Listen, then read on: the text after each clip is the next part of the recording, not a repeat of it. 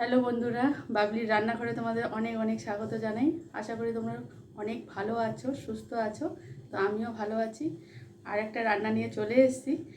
আজকে রান্নাটা শুরু করব, সঙ্গে থেকো বন্ধুরা। আজকে আমি সোয়াবিনের একটা রেসিপি শেয়ার করব।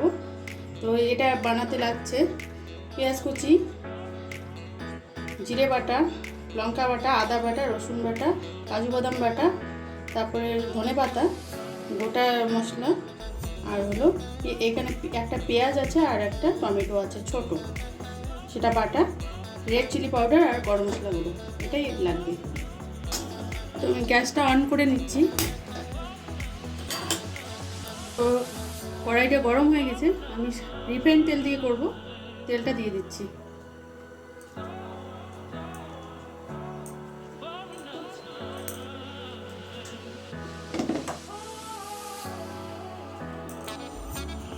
তো তেলটা গরম হয়ে গেছে, আমি গোটা মশলাটা দিয়ে দেবো।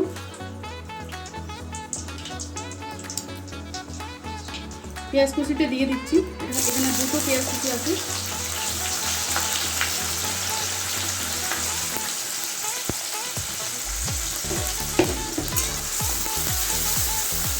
তো পেঁয়াজটা ভাজা হয়ে যাক। পেঁয়াজ ভাজাটা হয়ে গেছে, এখন আমি হলুদ দিচ্ছি।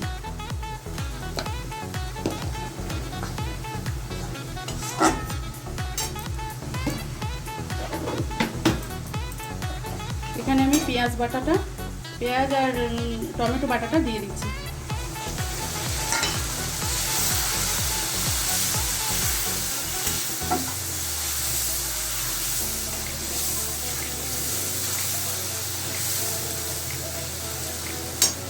তো একে একে আমি সব মশলাই দিয়ে দেবো।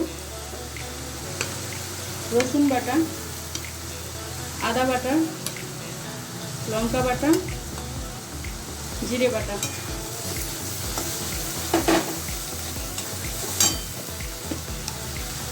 রেড চিলি পাউডার,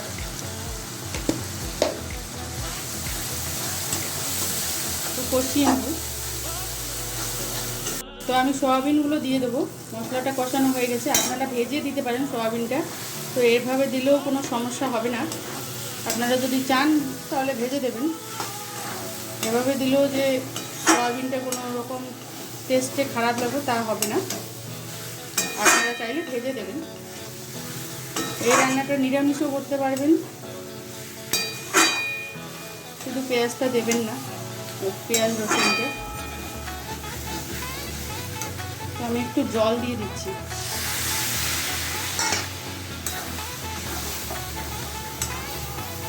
একটু কষাবো। তো আমার সয়াবিনটা কষানো হয়ে গেছে, এখন আমি একটু লবণ দিয়ে দিচ্ছি।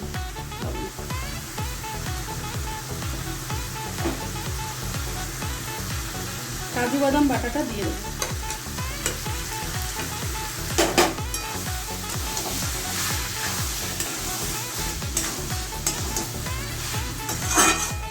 এটাতে আলু দেয়নি, আপনারা আলু দিয়েও করতে পারেন, কেন কি সবার আলুটা পছন্দ না, তো সেই জন্য আমি আলুটা দিইনি। আপনারা আলু দিয়ে করবেন।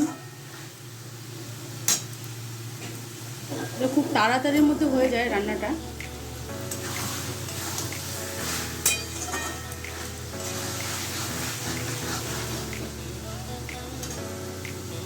জল দিয়ে দিচ্ছি একটু। এটা একটু ফুটুক, তারপর ফিরে আসছি।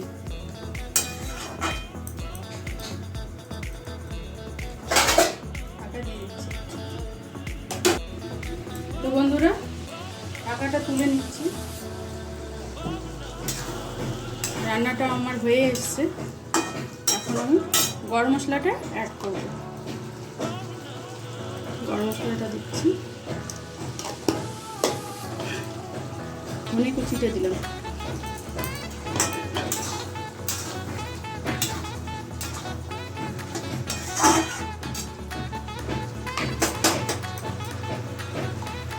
এক চামচ ঘি।